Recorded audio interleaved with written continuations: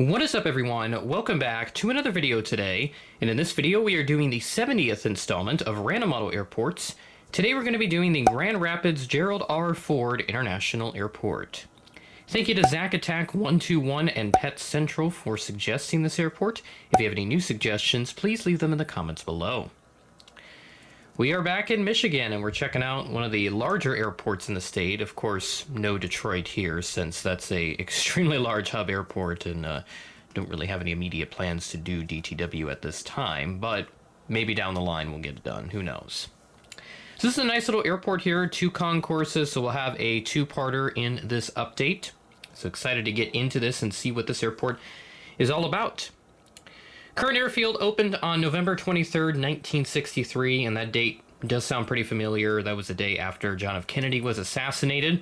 This replaced the original airfield that was much closer to the central part of Grand Rapids. This is built like a few miles eastward from town. First jet service came here in 1968, and it was the United 737-200, and they operated a handful of routes outside of the state of Michigan as they didn't have many at the time. The airport was renamed to Kent County International Airport in 1977, and then it can get its current name in the 2000s.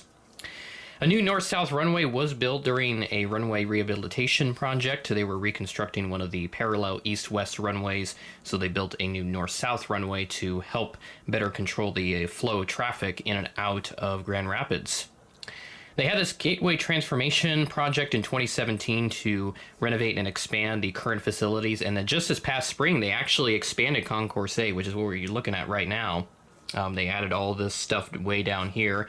More gates for more flights, and certainly pretty full here, except on this side. Don't have a lot of planes on the west side of the concourse.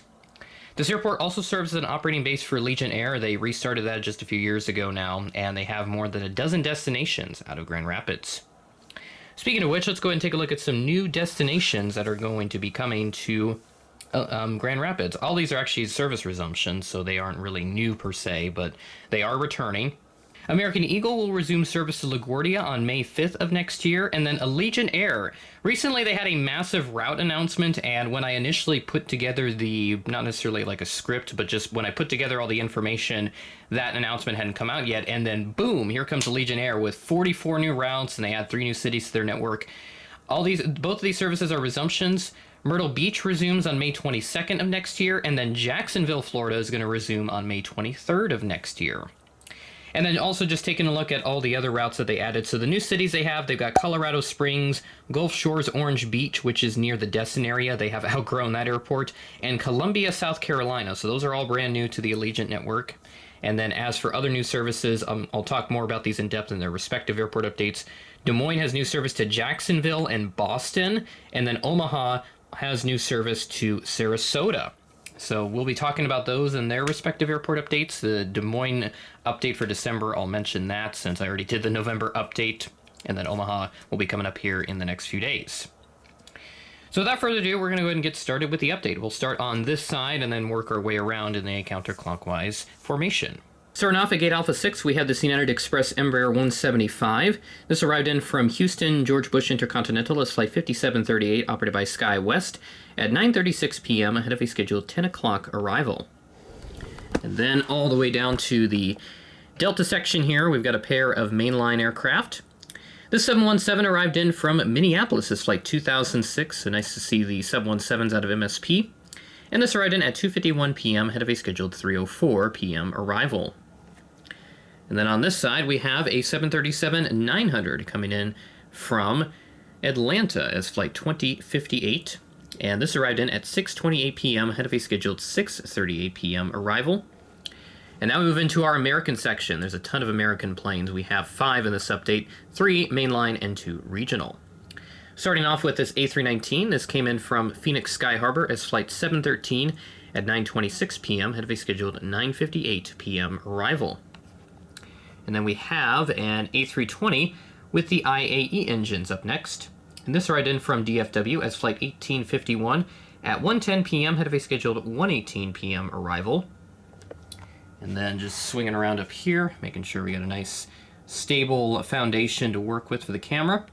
We We have the CRJ 200 parked here at Alpha 9, and this ride in from Chicago O'Hare as Flight 6069, operated by Air Wisconsin, at 1:18 p.m., had a scheduled 1:39 p.m. arrival. And then moving up, we have a larger CRJ 700, and this ride in from Washington Reagan National is Flight 5077, operated by PSA, at 11:41 p.m., had a scheduled 11:59 p.m. arrival.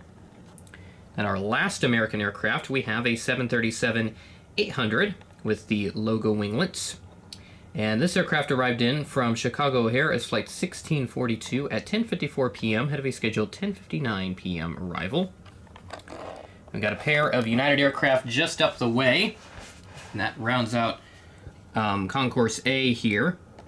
So here is the A319 with the Evo Blue livery, and this arrived in from Chicago O'Hare as Flight 1760 at 11 a.m., delay from a 10:59 a.m. scheduled arrival, only behind by 1 minute. That's our first arrival that isn't on time or ahead of schedule.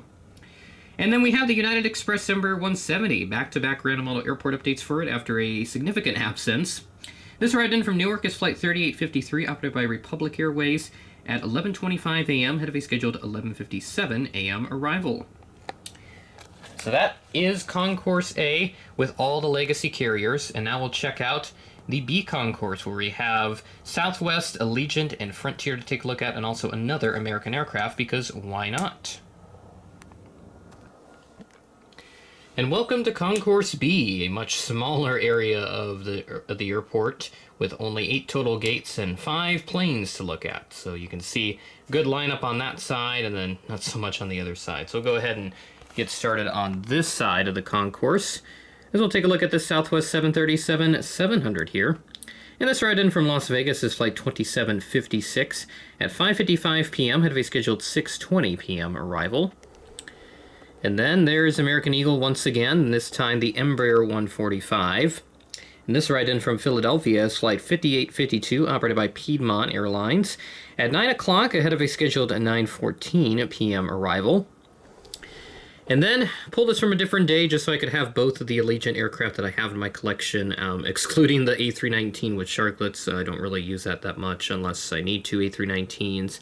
This ride in from Destin Fort Walton Beach is Flight 3092, and this is from Monday, November 18th. And this ride in at 10:35 a.m., delayed from a 9:23 a.m. scheduled arrival. So this aircraft delayed by 1 hour and 12 minutes.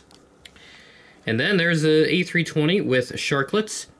And this arrived in from Punta Gorda, Florida as Flight 909 at 5:41 p.m., had a scheduled 5:57 p.m. arrival. And then our last aircraft for this update, we have Frontier, the A320neo. And this arrived in from Denver as Flight 1248 at 2:18 p.m., had a scheduled 2:48 p.m. arrival. And that is Grand Rapids, number 70 in the series. Thanks again to Zack Attack and Pet Central for providing me with the suggestion. Please leave new suggestions in the comments. I'm always happy to hear them, and always trying to do a good variety of those user-suggested airports and then just other ones that I pick out. So kind of living up to the name of random model airports over the years. And we're already on 70 installments, so crazy to think we've made it this far in the series, and hopefully we can make it to 100 before too long, which at the rate that we're doing with twice monthly, I think we will get there in no time.